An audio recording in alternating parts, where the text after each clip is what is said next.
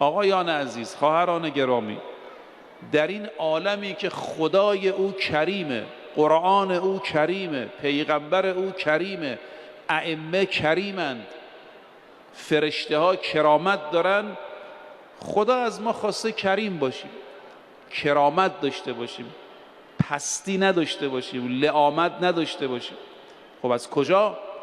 من عوامل زیاده، چند تاشو براتون یادداشت کردم، امشب خدمتتون عرض میکنم ببینید اینا نشانه های انسان های با کرامت. یک، الکریم من جاز الاساءة بالاحسان. فرمود یکی از نشانه های آدمای کریم که پست نیستن، لئیم نیستن، اینا این است که بدی رو با خوبی جواب میدن. اگر همین یک کلمه تو زندگی ما پیاده بشه، خیلی این دعواها تموم میشه، اختلافات، طلاقها، درگیریها، کلاندریها کاهش پیدا میکنه. دوم، الکریم جاد بالموجود. الله اکبر. کریم هر چی داره میده، انفاق میکنه، حتی گاهی نداشتش هم انفاق میکنه. یعنی چی نداشته؟ دو تا مثال میزنیم، هم از داشته هم از نداشته. حضرت زهرا سلام الله علیها 3 شب خب روزه بوده، خودش خاندانش نان پخته.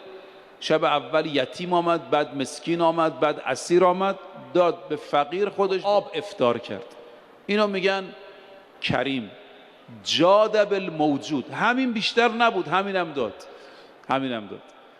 اما من بالاتر میخوام بگم کریم از نداشته هم میده. از نداشته چجوری میده؟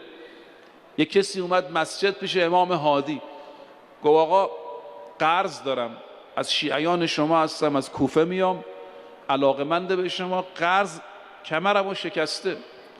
آقا فرمودن من هیچی ندارم بهت بدم، ولی یه چیزی بهت یاد میدم، من قرض تو رو قبول میکنم. یعنی چی آقا قرض منو قبول میکنی؟ آقا تو چقدر بدهکاری؟ 10,000 درهم به گردن من. شرعاً که میشه آدم قرض کسی رو قبول کنه، چه اشکال داره؟ شما داد برادر دارید، دفترچه قسطشو نمیتونه بده، بگو من قبول میکنم، میفته گردن شما. وقتی قبول کنی شرعاً میشه. آقا فرمود من قرض تو قبول میکنم. خب آقا چی شد؟ که مشکل حل نشد که. فرمود چرا؟ فردا من نشستم تو همین جلسه، شیعیان ما، یاران ما، مخصوصا نیروهای دولتی هم می اومدن، جاسوس زیاد بود زمان متوکل عباسی، حکومتیان می اومدن جلسه امام، بیا تو مسجد بگو پول منو بده. من میگم ندارم، یقه منو بگیر، داد و بیداد کن، کمم نذاری یا ملاحظه نکنی یا هر چی دلت میخواد. گفت آقا این که نشد، انصاف، قرض مال منه. آقا همین که من بهت میگم. آقا قبول کردن قرض که شرعاً جایزه، بله، طلب قرضم که درسته، بله. اومد مسجد و سر صدا، یکی از این مامورای حکومتی رفت پیش متوکل، گفت امام هادی رو شما دعوت کردی سامرا، مدینه اینجا محل زندگیشون بوده، اموال داشتن، ایشون الان یه بدهی داره نمیتونه. پرسید چقدره؟ گفتن انقدر. پول داد، گفت برید بدید. آقا پول داد، به این طرف رفت. این میشه یعنی حاضر آبرو خودش بره. اما خیلی مهمه کجا شما همچین موردی پیدا میکنید. حالا اینا یه تدبیره.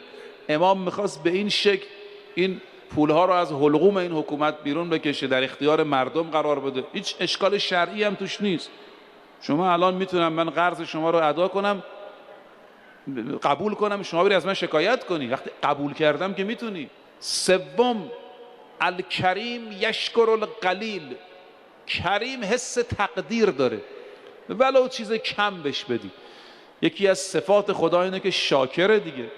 آقا یک خدمتی کسی به پیغمبر میکرد، حتی مشرک، تو جنگ بدر یه آقایی بود به نام ابوالبختری، تو سپاه مشرکین بود. این آدم کافری بود، با پیغمبرم میجنگید ولی مؤدب بود.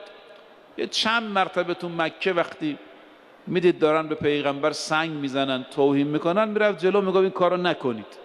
یه دفاعی از پیغمبر کرده بود.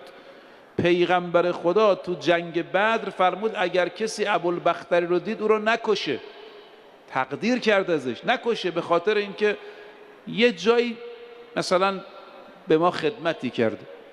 مادر رضایی پیغمبر حلیمه سعدی پیغمبر 3 تا مادر رضایی داشته، یکیش حلیمه است. چند ماه پیغمبر رو شیر داده. وارد شد بر پیغمبر، حضرت بلند شد، عباشو تا کرد، زیر پاش انداخت، یه چند ماه شیر به پیغمبر داد.